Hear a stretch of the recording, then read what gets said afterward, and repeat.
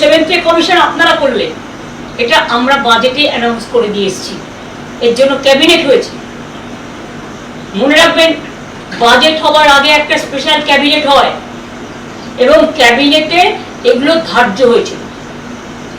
একটা কথা আছে না, old wine in a new bottle, পুরনো বোতলে নতুন মদ।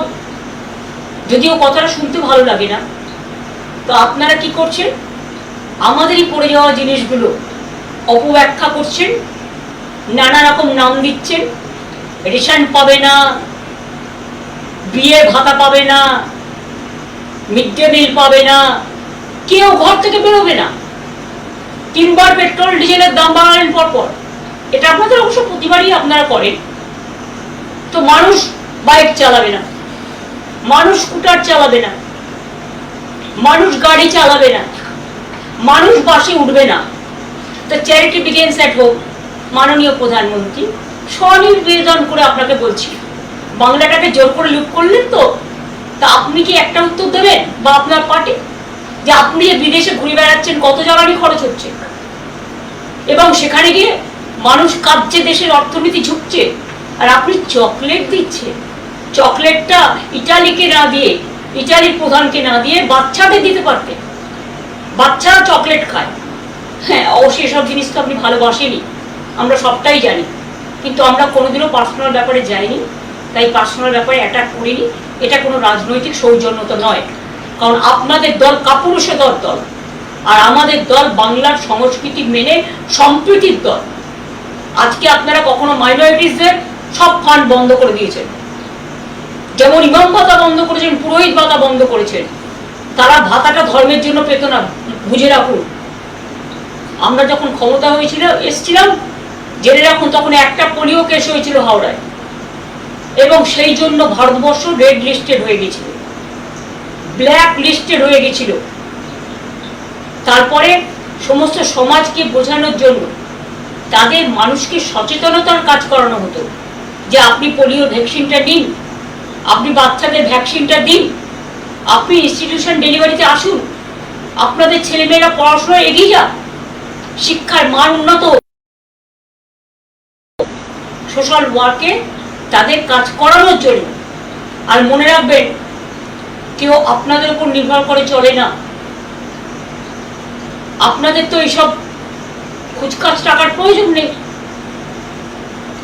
কারণ আপনাদের তো আর দেশের সব টাকাটাই যে আপনাদের সম্পদ হয়ে গেছে পার্টি। সোনা কিনবেন না, গাড়িতে চড়বেন না, দোকানে যাবেন না, রেস্টুরেন্টে যাবেন না, শুধু সন্ত্রাস চালান। মানুষের মুখ বন্ধ করুন, মানুষের কণ্ঠরোধ করুন। রাষ্ট্রীয় সন্ত্রাস যত চলছে, মানুষ হাহাকার করছে। কেন সন্ধ্যেবেলায় এখন লোক ভয়ে বেরোয় না? আগে তো কলকাতায় রাত 2টো পর্যন্ত মেয়েরা নির্দ্বিধায় নিঃসংকোচে সাংস্কৃতিক কর্মসূচি করত, ক্লাবে যেত, রেস্টুরেন্টে যেত, জন্মদিন পালন করত, উৎসব পালন করত। আজকে সব উৎসবের মধ্যে সীমারেখা টেনে দিচ্ছে, ভাগাভাগি করে দিচ্ছে। ঠিক আছে, মুসলিমদের আপনারা পছন্দ করেন না, জানি আমি, তাই তারা তাদের উৎসব পালন করতে পারবে না। আজান আপনারা চান না, ঠিক আছে, আপনারা একটা কাজ করতে পারেন, ডেসিবেল সাউন্ডটা লিমিট করে দিন,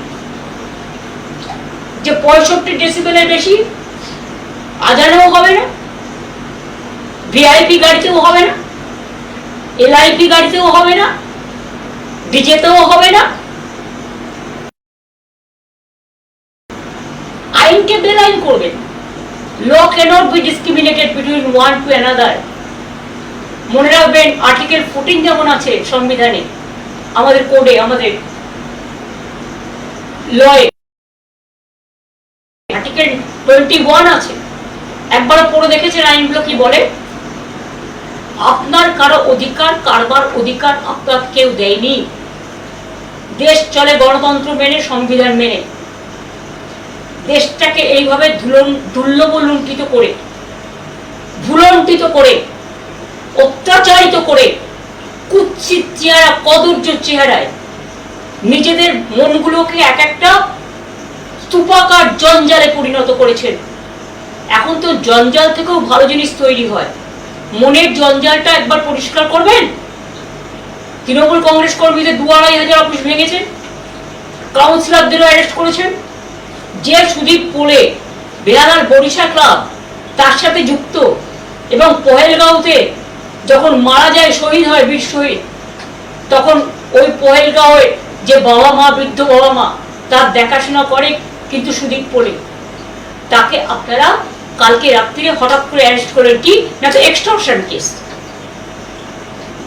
দুজনকে বলতে চাই না, আমার লজ্জা লাগে নাম বলতে। তারা নির্বাচন পরিচালনার দায়িত্বে ছিলেন। একজন বাংলার সিইও আর একজন ডেপুটি সিইও হয়েছিলেন। এলাকায় গিয়ে গিয়ে ত্রাস সঞ্চার করেছেন।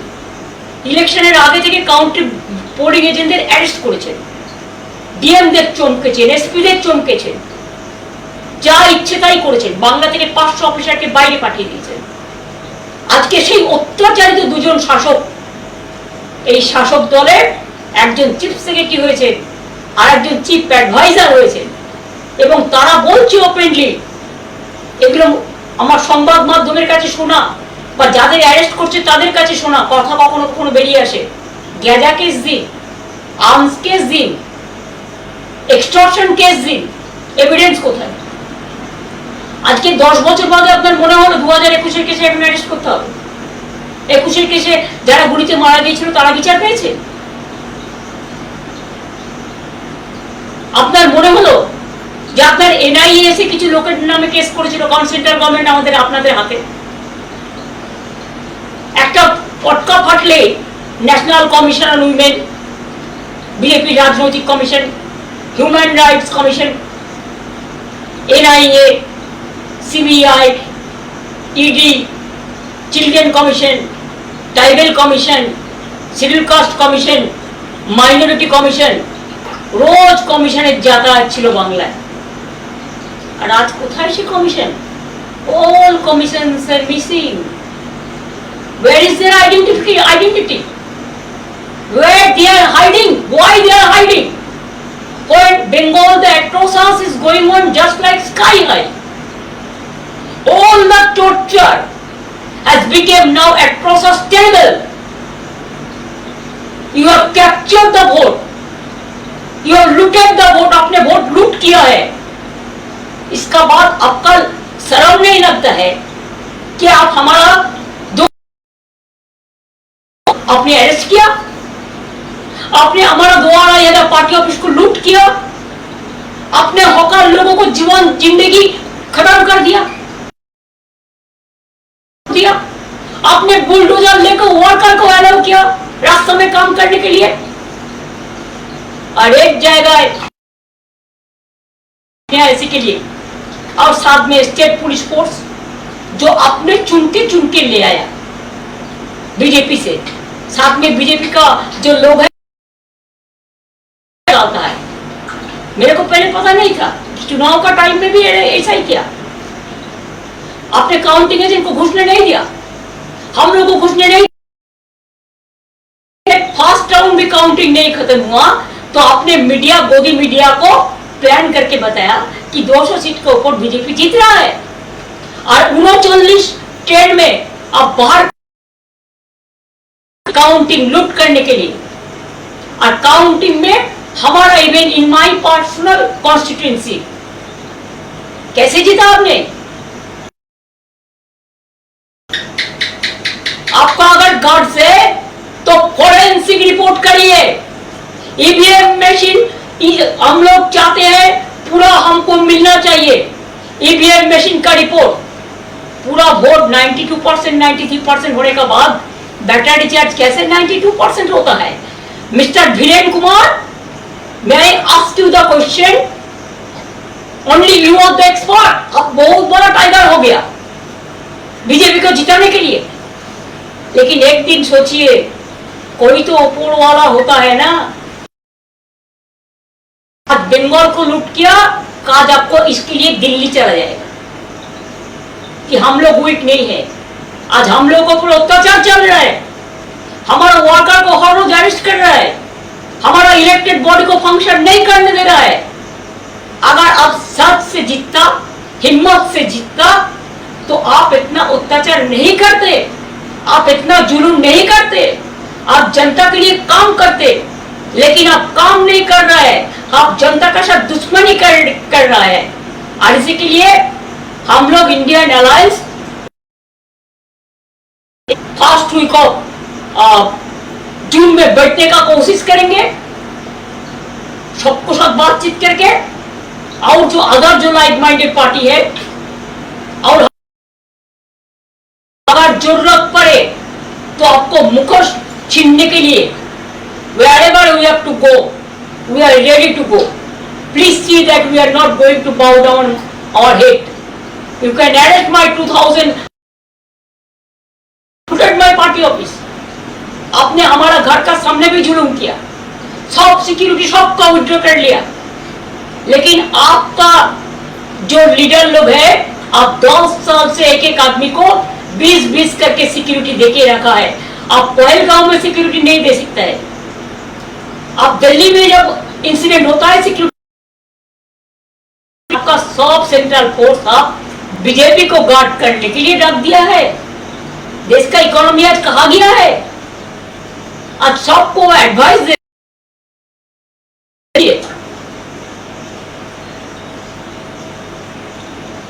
चोर की माए जोर से बोले, mother of thieves south most.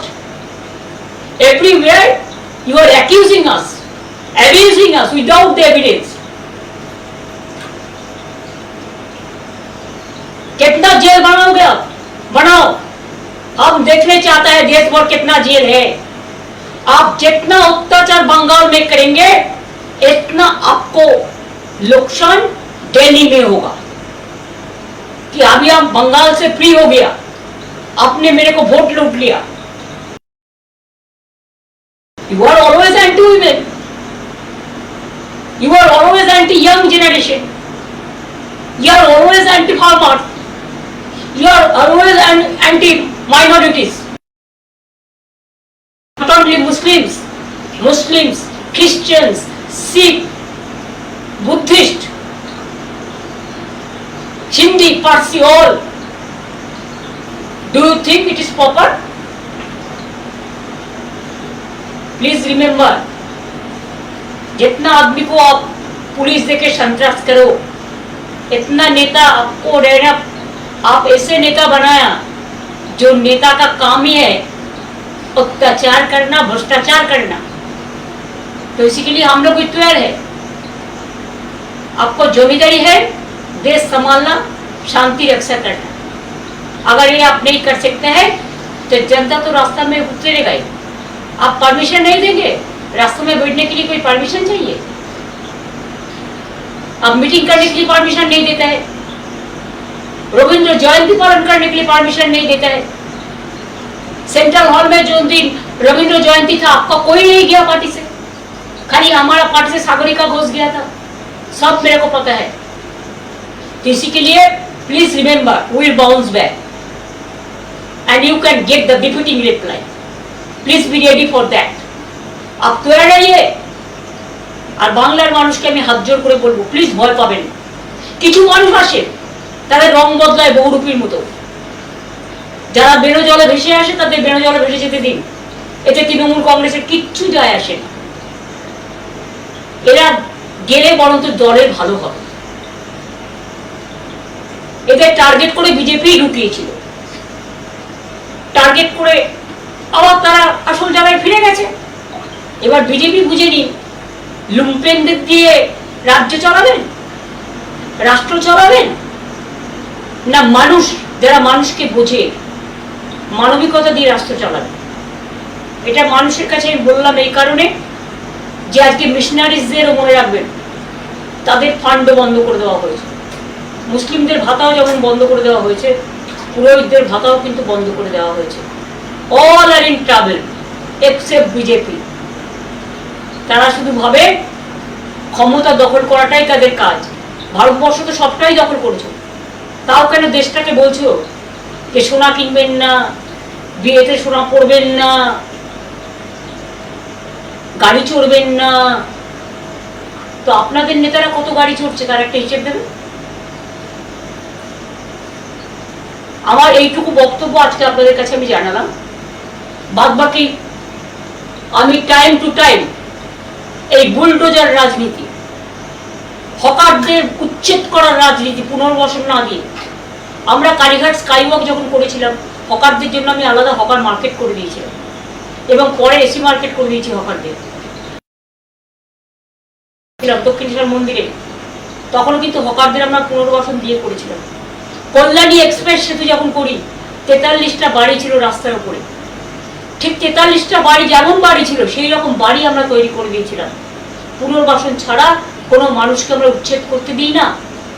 আর আপনারা আজকে গায়ের জোরে সব লুট করছেন, সব ভেঙে তছনছ করছেন, সব উধাও করে দিচ্ছেন, সরকারের লোগো পর্যন্ত উধাও করে দিচ্ছেন। আপনারা কিভাবে চিরকাল আপনারা থাকবেন? দিল্লিতে ক্ষমতায় আছেন বলে ওদিকে একটা এদিকে একটা, দুটো এক হয়ে প্রোটেকশন পাচ্ছেন। আগামীকাল দিল্লিটা যখন যাবে না তখন বুঝবেন আপনারা টলমল করবেন এবং সেদিনের জন্য আমরা অপেক্ষা করি। আমি গদি মিডিয়াতে বিশ্বাস করি না, কারণ গদি মিডিয়া এখন হনিমুন পিরিয়ডের মধ্যে ব্যস্ত আছে এবং গদি মিডিয়া টোটাল বিজেপি যা বলে তাই শুনে। বিরোধীরা যদি কিছু বলে সেটাকে অপব্যাখ্যা করা হয়। 29 জনে বিরোধী দল হয়, রেকগনিশন পায় 294 এর মধ্যে।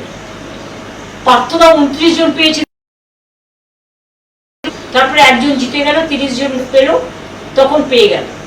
আজকে 79 জন আমাদের জেতার পরেও বিরোধী দলের নেতাকে, মাননীয় এক্স স্পিকারকে তাদের বসতে হচ্ছে বারান্দায়, আর আপনারা গাড়ি চড়ে সুখনিদ্রা দিচ্ছেন। লজ্জা করে না? সবটাই তো নকল, সবটাই তো টুকলি। এইভাবে কোনো রাজ্য চলতে পারে না। কাজে এই লড়াইয়ে অনেকেই ভয় পাচ্ছেন, অনেকে ভাবছে আমার চাকরিটা কি হবে, আমার ব্যবসাটা কি হবে, আমার কাজটা ঠিক মতো চলবে কিনা, আমার সেন্সর বোর্ড আমার সিনেমাটা ক্লিয়ার করবে কিনা, আমি প্রোগ্রাম পাবো কিনা।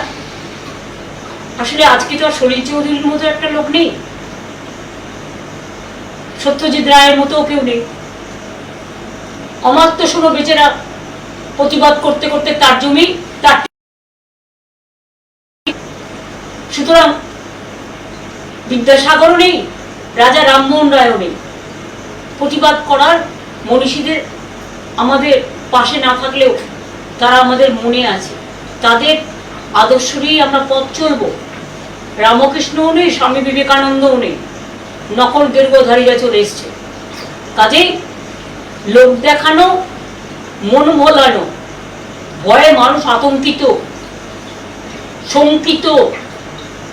সকালটা হয়ে গেছে বিভীষিকা, দুপুরটা হয়ে গেছে তমসাচ্ছন্ন, সন্ধ্যেটা হয়ে গেছে নিশীথ রাতের অন্ধকার, আর রাত্রিটা হয়ে গেছে সন্ধ্যেবেলাতে নামছে মধ্যরাতে মধ্য লগনের অত্যাচারের বিভীষিকা। একদিকে বিজেপির অত্যাচার, একদিকে রাষ্ট্রীয় সন্ত্রাসের নামে প্রশাসনের যারা এই কাণ্ডগুলো করে বেড়াচ্ছে তাদের কাছে আমার একটাই আবেদন থাকবে, আমি আপনাদের বিরোধী নই, আমাদের সময়ও আপনাদের আমি কাজ করিয়েছি, কিন্তু এসব কাজ আমি করি না। মনে রাখবেন আপনারা কিন্তু আইনের রক্ষক। কয়েকটা দিন কোর্টে সামার ভ্যাকেশন চলছে, কোর্ট আবার খুলবে, সামার ভ্যাকেশনেও ভ্যাকেশন বেঞ্চ থাকবে। ভাবছেন সবটাই ম্যানেজ করে চলবে? তো অপেক্ষা করুন। আপনিও যদি আইন ভঙ্গ করেন তাহলে জেনে রাখবেন আপনিও কিন্তু আইনের আওতায় পড়েন। আইন সবার জন্য এক। আর রাজনীতিতে সত্যি যদি আপনারা জিততেন, অত্যাচার করতেন না। আজকে আপনারা লুট করেছেন বলে ভয় পাচ্ছেন, লুটটা যে কোনো মুহূর্তে ফাঁস হয়ে যাবে। ফাঁস অলরেডি মানুষ জেনে গেছে, যার যা জানা, এবং সেই জন্য ভয়ে আতঙ্কিত হয়ে আপনারা চোখের সামনে অন্ধকার দেখছেন, তাই এগুলো করছেন। আমি আজকে ফেসবুক লাইভের মাধ্যমে যারা এই প্রোগ্রামটা আপনারা ওয়াচ করছেন, বা আগামী দিনে যদি আমায় কিছু বলতে হয় আমি ফেসবুক লাইভের মাধ্যমেই বলবো, সেটা আপনাদের আমি আগে জানিয়ে দেবো। আজকে একটু জানাতে দেরি হয়েছে, আমি আপনাদের আগেই জানিয়ে দেবো। কারণ এখন কোনো মিডিয়া মানুষের মিডিয়া নয়, গদি মিডিয়া, তারা সত্যিকার মানুষের কাছে তুলে ধরবে না। কাজে আমার অস্ত্র আমার ফেসবুক লাইভ, আমার ফেসবুক ফেস টাইমটা দেখবেন, ফেসবুক লাইভটা দেখবেন, পার্টির টুইটারটা দেখবেন, পার্টির হ্যান্ডেলগুলো দেখবেন। সেখানে আপনারা আমাদের যে মতামত সেই মতামত জানবেন। আর মানুষের জন্য এই রাষ্ট্রীয় সন্ত্রাসের বিরুদ্ধে আইনের লড়াইয়ে আমি নিজেও কাঁধে কাঁধ মিলিয়ে লড়াই করব। আমি দেখব ভারতবর্ষের সংবিধান বড় না বন্দুকের নল বড়। আমি এটুকু বলে আজকে আপনাদের সকলকে ধন্যবাদ এবং নমস্কার জানিয়ে আজকের মতো শেষ করছি। কিন্তু আমি আবার আসবো, আর যখন আসবো আমি আগে থেকে আপনাদের জানিয়ে দেবো। আমি কিন্তু এখন কোনো মিডিয়ায় যাচ্ছি না। নমস্কার।